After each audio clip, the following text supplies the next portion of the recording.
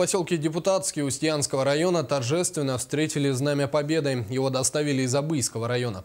В Депутатском первыми знамя увидели местные школьники и ветераны. Кто еще смог посмотреть на Знамя Победы, расскажет Туяра Семенова. Знамя Великой Победы с Абыйского улуса прибыло в Устьянский улус, поселок Депутатский.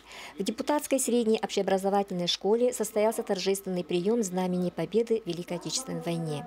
Члены военно-патриотического клуба «Ирбис» Депутатской средней школы несли торжественный караул Знамени Победы. Знамя Победы – это память погибшим на войне.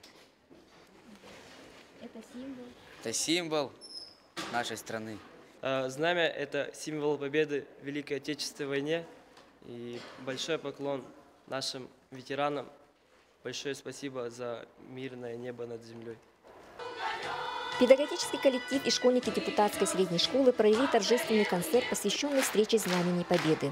Ветеранам тыла и труда поселка Депутатский заместитель главы администрации улуса Артем Милютин со словами благодарности дорогим ветеранам вручил юбилейные медали, посвященные 70-летию Великой Победы. Знамя Победы в эти дни стартует в поселках и на снегах Устьянского улуса.